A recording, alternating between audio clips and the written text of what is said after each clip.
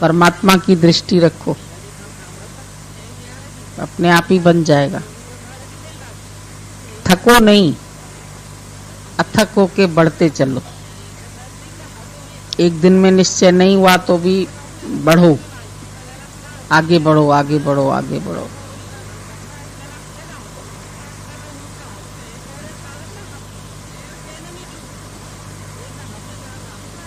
ऐसे शराब के मटके के आगे कोई सारा दिन बैठा रहे, पर जब तक उसमें से एक पेग निकाल के पिएगा नहीं तो उसको नशा नहीं होगा। खाली मटके के आगे बैठे रहोगे तो नशा थोड़ी चढ़ेगा, उसमें से एक पेग निकाल के पीना पड़ेगा ना। गुरु के साथ चाहे कोई सारा दिन बैठा रहे, पर अगर अपने ऊपर कृपा करके अपने पुरुषार्थ से, अपने प्रेम से अपना आनंद अपने में ढूंढे, अपना आनंद अपने में ढूंढे और अपना पुरुषार्थ करे और अपना प्रेम बढ़ाए, तभी इसको फायदा पड़ेगा। अगर ऐसा नहीं करेगा तो फायदा नहीं होगा। एक बूंद ब्रह्म ज्ञान की मस्त करे दिन रैन। गुरु के संग में रह के अगर तुमने होमे का रोग और खुदी नहीं गंवाई तो दुनिया में कहीं पर भी तुम कामयाब नहीं हो सकते। गुरु के कहने मानने में रिहर्सल करके देखो, जो गुरु कहता है उसकी बात मानो और रिहर्सल करके देखो हर बात की।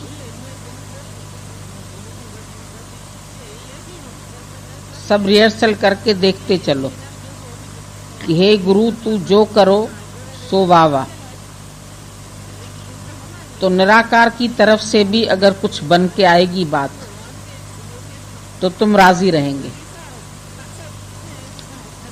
गुरु तुम्हारा वकील है, उसको अपना केस सुना के तुम निश्चिंत हो जाओ। उसको केस सुनाओ और निश्चिंत होकर रहो और अपने आप को कर्ता भी न मानो। तुम अगर कोर्ट में बात करेंगे तो तुमको मना करते हैं, कोर्ट की बात जो है वो कटघरे में आके करो। उधर से ही बोलेंगे तो कोई सुनेगा नहीं तुम्हारी बात। बात तो वकील नीचे खड़े होके तुम्हारी तरफ से करेगा। तुम अपनी तरफ से बात करेंगे तो तुम्हारी सुनवाई नहीं होगी। तुम अपने को अकर्ता जानो, पहले केस दे दो, फिर तुम्हें कुछ करना नहीं है तो तुम्हारे सब कर्म कट जाएंगे। गुरु का आदर्श देख करके तुम भी निरीच्छा और अकर्ता दृष्टा बन के बैठो। तो मंझा तो जहरो डाहन दिनो डस। तुमसे तुम्हारे जैसे ही बनेंगे, गुरु से तुम गुरु जैसे ही बनेंगे। तुमको देख करके सब ऐसे बोले कि ऐसा लग रहा है जैसे तुम्हारे मुख से गुरु ही बोल रहा है। तुम अपनी इतनी अच्छी रहनी बनाओ तो जब तुम कहीं पर भी बात करेंगे तो लोगों को लगेगा कि इसके मुख से जैसे गुरु ही बात कर रहा है। अपनी घोट तो नशा थी वे, नशा आएगा ही तभी जब अपना अहंकार घोट लोगे ना। अपनी घोट मतलब नहीं कि तुम जाके अपना अलग सत्संग करो, पर अपनी घोट माना अपने अहंकार को घोटो। कैसे घोटते हो? ठंडाई घोट घोट के पीते हो कि नहीं? भंग को भी बहुत घोटते हैं, फिर भंग का नशा चढ़ जाता है तो फिर आए बाएं बोलना शुरू करते।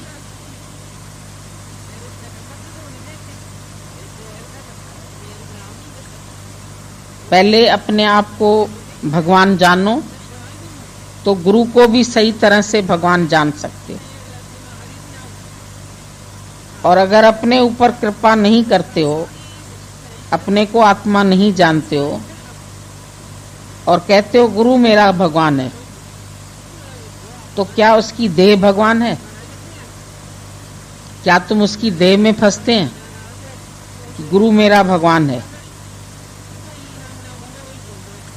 मां भगत यो द्वैत आए, मैं भगत हूं और वो भगवान है, ये भी द्वैत है।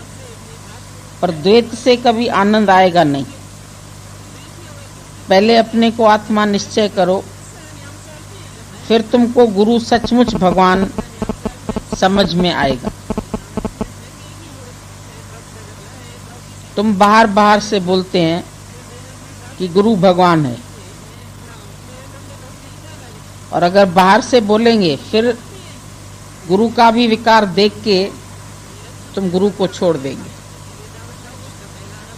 अगर तुम खाली शरीर को गुरु के भगवान समझ के बैठे हैं, तो कल अगर उसका कोई विकार तुमको देखने में आएगा शरीर में, तुम गुरु को छोड़ के चले जाएंगे। तुम बोलेंगे अभी मैं दूसरे को गुरु समझता हूं, तो ऐसे तुम गुरुओं के पीछे पीछे पीछे पीछे भागता रहेगा, कभी कहीं जाएगा कभी कहीं जाएगा। तुम क्या जानते हैं? गुरु के मुख से तुमको रोज ये वाणी मिलती है कि अहम ब्रह्मस्मयी तत्त्वमसि। तो जब तत्त्वमसि तुमने सुना, तो तुम अपने को जानते हैं कि मैं भी ब्रह्म हूं। और कैसे ब्रह्म हूं?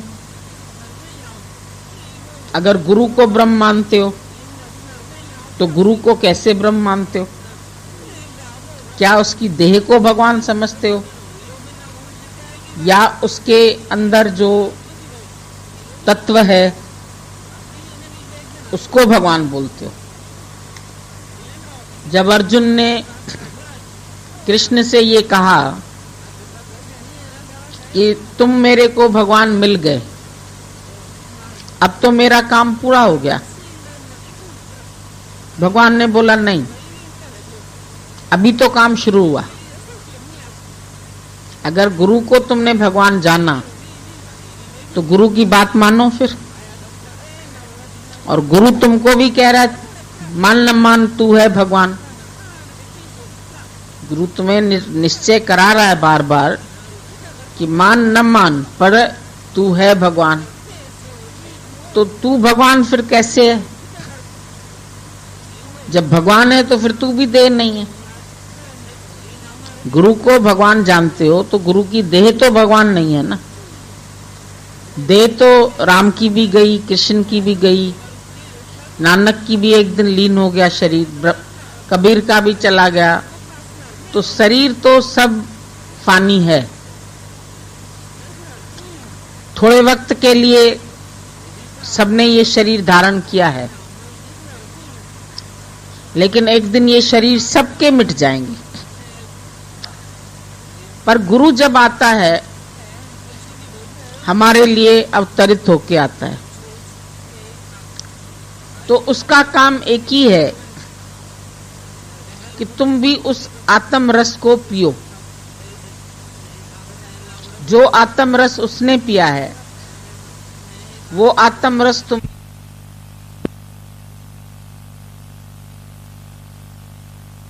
आगे रख कैपिटल आई बना दिया, और कैपिटल आई के ऊपर से बिंदी हट गई। तो जब तुम आई को आगे रखेंगे, आई एम, तो वो capital I belongs with God. भगवान के लिए जब भी लिखोगे तो कैपिटल आई लिखोगे। तो कैपिटल आई माना मैं वो सच स्वरूप हूं, मैं आत्मा हूं, मैं ब्रह्म हूं, आई एम। ये जानने के लिए यहां आए हैं। यहां कोई और मौज मस्ती करने नहीं आए हैं कि चलो भाई आपस में हम 8 जने साथ आए हैं तो आपस में जैसे पिकनिक करने आए हैं या घूमने फिरने आए हैं या खाने पीने आए हैं, अच्छा अच्छा खाना खाएं, अच्छा ये करें, अच्छा ये करें, यहाँ मौज मस्ती के लिए नहीं आए, यहाँ स्टडी के लिए आए। बच्चे हॉस्टल में जाके रहते हैं तो स्टडी के लिए रहते हैं, पढ़ाई के लिए रहते हैं। डॉक्टरी पढ़नी है या इंजीनियरिंग पढ़नी है तो अपना घर छोड़ के दूसरे शहर में जाते हैं जहाँ उसको एडमिशन मिला। किसी को बेंगलोर मिलता है, किसी को पूना मिलता है, किसी को बॉम्बे मिलता है, भाई वहाँ पढ़ाई करनी है तो अपने घर से दूर गए, फीस भी भरी। आजकल फीस बहुत भारी है, 1-1 लाख 2-2 लाख फीस जाती है साल भर की। बेचारे माँ बाप तुम्हारी फीस भरते हैं। तो माँ बाप क्या चाहते हैं कि हमारा बच्चा वहां से पढ़ लिख के किसी काबिल बने और फिर अपनी जीवन अच्छी बिता सके, उसको अच्छी सर्विस मिले, अच्छा काम मिले या अच्छा बिजनेस बना सके वो। इसके लिए माँ बाप बेचारे अपनी कुर्बानी करते हैं, अपना मोह हटा के तुमको दूसरी जगह भेजते हैं, अपना पैसा खर्च के तुम एडमिशन लेके देते हैं, वो इतनी मेहनत करते हैं और वहां जा कर के लड़के लड़कियां आपस में लव करके शादी कर लेते हैं। तो एम तो ये नहीं था। आपस में फ्रेंडशिप करते करते फिर उनका ऐसा जबरदस्त प्यार हो जाता है, यहाँ आते हैं माँ बाप को कहते हैं पहले तो हमारी इससे शादी कराओ। अरे बेटा तुझे तो पढ़ने भेजा था, ये तू क्या कर बैठा? नहीं सुनता है। तो जो अपने एम से हट गया उसने दूसरा एम बना लिया। अब कराते हो या नहीं कराते हो शादी, माँ बाप का पैसा भी डूबा, वक्त भी तेरा डूबा, सब कुछ गया। तू शादी करके एक संसारिक जीव की तरह रहने लग। ये पढ़ाई तो नहीं हुई, ये उद्देश्य तो नहीं हुआ तुम्हारा। तो तुम्हारा उद्देश्य क्या है? तुम आए संसार में, तुमने भी यही सब किया, दुनिया वालों से दोस्ती रखी, कोई अच्छा लगा उसके साथ शादी कर ली, फिर तुमने घर बार बसा लिया, फिर बच्चे हो गए, फिर घर हो गया। अभी बच्चे और घर तो हो गया, फिर खिलाओगे क्या उसको? अगर कमाओगे नहीं तो खिलाओगे क्या? तो उसके लिए तो तुमको अपने पैरों पर भी खड़ा होना पड़ेगा ना, अपनी नौकरी करनी पड़ेगी, अपना काम करना पड़ेगा। नहीं तो ऐसा तो है नहीं कि तुमको भी खिलाए माँ बाप, तुम्हारे बच्चों को भी खिलाए, सबको खिलाए बैठ के। तो कहां तक वो तुमको खिलाएंगे? अपनी गोट तो नशा होवे, अपनी मेहनत करो, अपने चक्कर लगाओ, नौकरी करो, काम करो, डॉक्टरी करो, जो तुम सीखे हो अपना हुनर काम में लगाओ।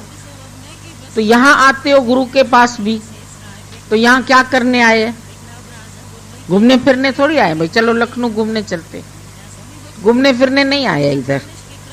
इधर हम आए हैं अपना आनंद अपने में प्राप्त करने के लिए।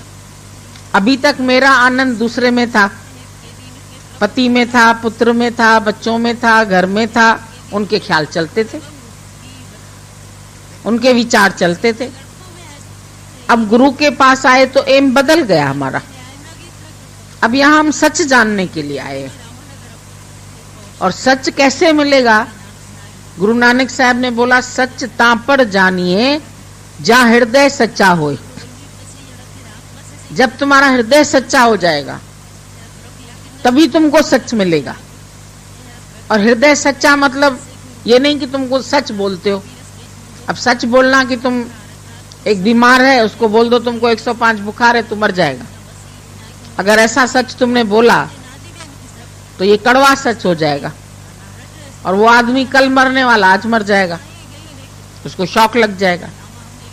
ये सच नहीं। झूठ क्या है? जीवन में ये जानने के लिए आए हम कि सच क्या है और झूठ क्या है। सच आत्मा है, झूठ शरीर है। क्योंकि शरीर बदल रहा है, आत्मा नहीं बदल रही है। आत्मा आद सत जुगाद सत है भी सत्य, नानक होसी भी सत्य। आत्मा की डेफिनेशन ये है। अब तुम्हारा शरीर पहले नहीं था, आदि सत्य नहीं था ना, आदि में नहीं था, जुगाद में छोटा था। आदि सत्य, जुगाद सत्य, है भी सत्य, तो शरीर हमेशा तो रहेगा नहीं। तो ये सत्य कैसे है? ये तो रोज बदल रहा है, रोज बदल रहा है, रोज बदल रहा है, बुढ़ापे की ओर जा रहा है। तो ये तो सत्य नहीं है। फिर होसी भी सत्य, होसी तो कोई चीज नहीं होसी, शरीर तो बाद में नहीं होसी, तो चला जाएगा। तुम ही बोलेंगे मेरा पति चला गया, मेरा बेटा चला गया, 18 साल का था, जवान था, एक्सीडेंट हो गया, चला गया। तो सच्चा नहीं था ना। सच की डेफिनेशन है जो नहीं जाए, जो चला गया वो सच नहीं है। तुम्हारा बचपन चला गया, तुम्हारी जवानी चली गई, तुम्हारा बुढ़ापा चला जाएगा, तू भी एक दिन चला जाएगा। तो सच क्या है, झूठ क्या है, ये वास्तविकता जानने के लिए हम गुरु के पास आए हैं। वो नशा करने आए हैं आत्मा का। जो नशा मीरा को लगा, जो नशा कबीर को लगा, वैसे तो नशे अनेक है, पर ये नशा कुछ और है। तुम समझते हैं गुरु के शहर में आ गए, गुरु के पास रह गए, गुरु के पास 10 दिन रहे, 15 दिन रहे, कुछ पिया तुमने? बोला ना, अगर तुम एक पेग निकाल के पिएंगे नहीं तो तुमको नशा कैसे चढ़ेगा?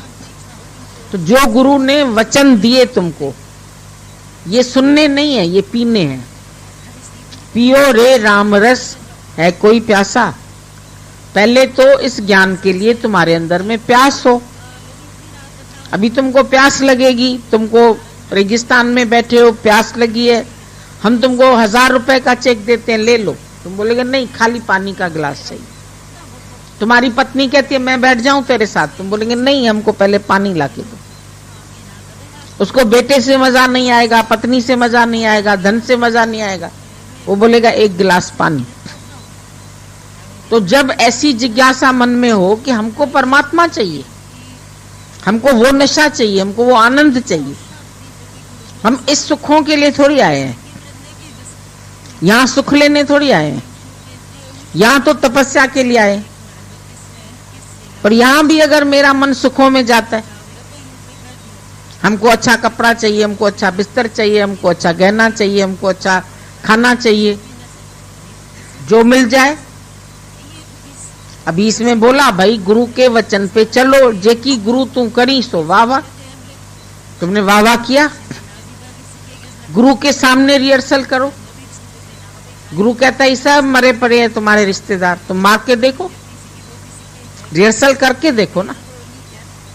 अगर आदमी चला जाएगा तो मैं रह पाऊंगी? इसका चला गया, इसका चला गया, इसका चला गया, हम लोग देख के आते हैं, पहुंचा के आते हैं शमशान तक, फिर उनको उपदेश भी सुना के आते हो, भाई आत्मा अमर है, जर है, ऐसे ऐसे। तो तुमने समझी कि खाली उसको सुना के आया? आज तुम्हारे जीवन में भी ऐसी घटना घट जाए। हम लोग जैसे किसी के पास जाते थे तो ये ऐसे मुर्दा पड़ा है, तुम अपने घर वाले किसी का ऐसे मुर्दा रख के देखो, तुम्हारे बाप का हो, तुम्हारे माँ का हो, तुम्हारे पति का हो। अभी तो वो रो रही है माई जिसका पति गया, तो तुम भी रोएंगे बैठ के? अगर ऐसे तुम्हारे किसी का शरीर पड़ा है, तुम रिहर्सल करके देखो, तुमको क्या लगेगा अंदर? मेरा लुट गया सब, किसी का धन चोरी हो गया, किसी को बिजनेस में नुकसान हुआ। तुम रिहर्सल करो, तुम्हारे साथ भी ऐसा हो सकता है।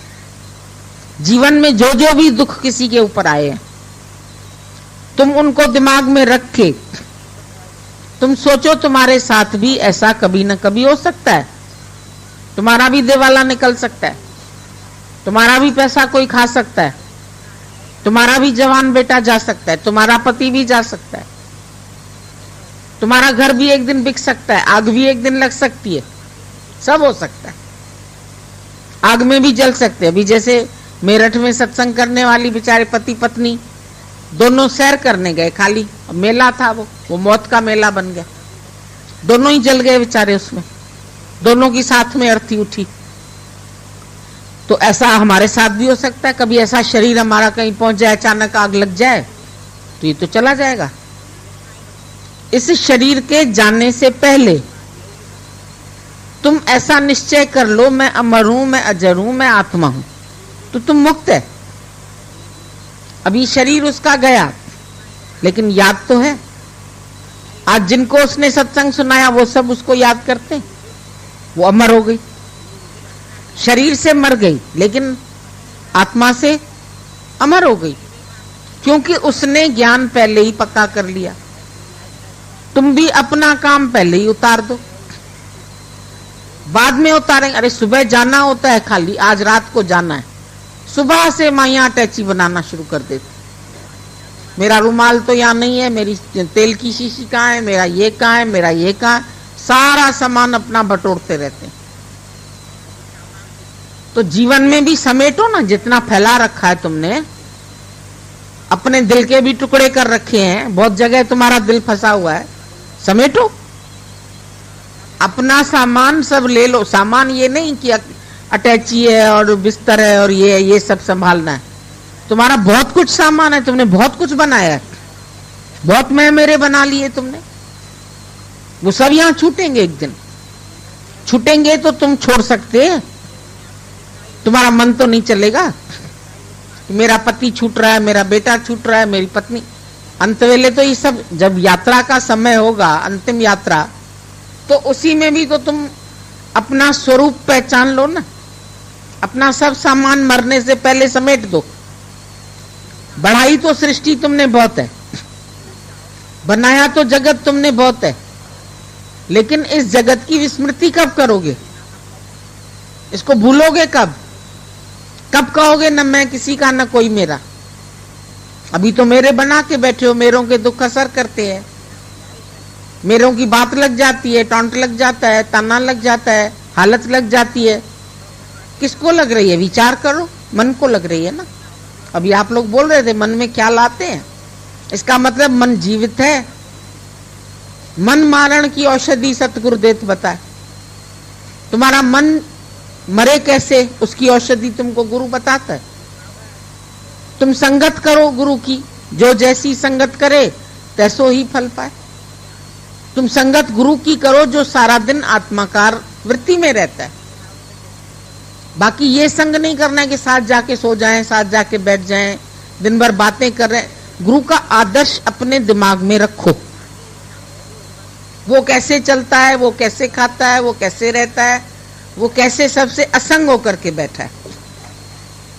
माया में है पर माया से अलग है। नाव पानी में है पर पानी से नाव अलग है। पानी उसके अंदर नहीं आ रहा है। तो अंडा बॉयल करते, अंडे के अंदर पानी नहीं जाता है। अंडे को बॉयल कर देता है लेकिन पानी उसके अंदर थोड़ी जाता है। तुम्हारे अंदर जगत क्यों चलाता है? और अंडे के अगर पानी घुस गया अंदर तो अंडा फैल जाएगा, बेकार हो जाएगा, कोई खा नहीं सकता है उसको। तो तुम भी पहले ही फूट गए तो फिर मुसीबत हो जाएगी तुम्हारी। तो रहो दुनिया में पर मिक्सअप नहीं हो जाओ सबसे। ऐसे प्यार से मिक्सअप भले हो, पर ऐसे नहीं किसी में तुम्हारी ममता फंस गई। ये मेरे है। मन कितनों को मेरा बना के बैठा है। पुराने भी ख्याल, जैसे अभी बोल रहे थे आप, क्या आते हैं? तो किसके आते हैं पुराने ख्याल? जो तू कर्म पहले करके आए उनके ख्याल आते हैं। जिनको पहले अपना बना के आए उनके ख्याल आते हैं। जो जो कुछ तुमने पहले किया, अभी इसमें बोला तुम अकर्ता हो जाओ, तुम साक्षी हो जाओ, तुम वकील को, गुरु को अपना केस देके तुम शांत करके बैठो, विश्वास रख के बैठो कि ये वकील तो मेरे को केस जरूर जिताएगा। मतलब जिताएगा क्या? आत्मा में पक्का कराएगा। और क्या जीतना है दुनिया से? मन जीते जग जीत। मन जिस जीत लिया मान जगत विच पाया। जिसने मन को जीत लिया उसको मान मिल गया, उसको सम्मान मिल गया, प्यार मिल गया। तो मन को जीतने के लिए आए हैं, मन के अनुसार चलने के लिए तो नहीं आए हैं ना। मन तुमको गलत दृष्टि दिलवाता है। अब तुम्हारी दृष्टि बिगड़ी, दृष्टि बिगड़ी तो एटीट्यूड बिगड़ा, एटीट्यूड बिगड़ा तो वाणी बिगड़ी, वाणी बिगड़ी तो झगड़ा हुआ, तू मैं हो गई। उसके बिगड़ने से पूरा काम ही बिगड़ गया। दृष्टि से आता है ना पूरा जगत। नजरों में तेरे दोष है दुनिया निहारता। तुम्हारी नजरों में दोष है। नजरें देखती है बड़ा सुंदर लड़का, अटक गई। बड़ी सुंदर लड़की है, अटक गई। ये आंख ही तो पहले अटकती है, फिर दिल अटकता है, फिर वाणी तुम्हारी उनसे मन करता है बोले बोले, जाए जाए, उससे मिले मिले, तो नजर खराब हो जाती है ना। नजर से तुम ब्रह्म ही ब्रह्म देखो, परमात्मा ही परमात्मा देखो, दूसरा क्यों देखते हैं? जब एक ही परमात्मा सब बन गया। अभी सोने के सब जेवर है। तुम जब कीमियागर के पास जाएंगे, सोनार के पास, वो गहने थोड़ी देखता है, वो तो तुमको तौल के बताएगा इसमें सोना इतना है। तो तुम्हारी नजर भी तत्व पर जानी चाहिए ना। लोग तो बहुत दिखाई देते हैं, बड़ी बहुत बड़ी दुनिया है, पर इस दुनिया में भी तुम्हारी अपनी छोटी दुनिया अलग है। इस दुनिया में तुमको कोई दुख नहीं है। अपनी जो तुम सबने छोटी छोटी दुनिया बना के रखी है, तुम्हारे को उससे दुख मिलता है। मैं और मेरे की सृष्टि बनी हुई है। आज बाहर दुनिया में बहुत लोग मर गए, बहुत महामारी हुई। अभी आगी लगी मेरठ में, पता नहीं हजारों लोग बेचारे मर गए। किसी के 5-5 बच्चे बेचारे उसमें जल गए। किसी के घर के ताले ही नहीं खुले हैं, पूरी फैमिली खत्म हो गई। ऐसा भी हुआ। तो क्या हालत है सारे दुनिया की। उसमें तुम्हारा मन नहीं चल रहा है। अगर तुम्हारा कोई उसमें गया तो तुम्हारा मन चलेगा। तो ईश्वर सृष्टि तो बहुत अच्छी भगवान ने बनाई, पर तुमने सबने अपनी अलग अलग जीव सृष्टि बनाई। जगत में दुख नहीं है, संसार में दुख है। जगत तो जगदीश ने बनाया, पर मेरा छोटा सा देखो ये संसार है। ये छोटा सा संसार जो तुम लोगों ने, तुम्हारे मन ने क्रिएट किया, बनाया, मन उधर ही भागता है। मेरा बेटा, मेरी बेटी, मेरा घर, मेरे बच्चे, मेरा दुनिया, मेरे कपड़े, मेरा जन क्या क्या मेरा बना रखा है। विचार करके देखो किस किस को मेरा बनाया तुम। उस मेरे से ही तुमको कष्ट मिलता है, मेरे से ही तुम्हारे को तीर लगता है, मेरे से ही तुमको दुख असर करता है। औरों का थोड़ी असर करता है। पड़ोस के घर में क्या हो रहा है, क्या पक रहा है, क्या बन रहा है, तुम्हारा मतलब नहीं है। मेरे घर में क्या हो रहा है वो कष्ट है। और उसी मेरे और मैं के उस इर्द गिर्द तुम फंस गए। तुमने गुरु को ऑब्जर्व नहीं किया, वो कैसे रहता है दुनिया में। तो सुना है ना, उंगली एक डाली चखी उसने दूसरी।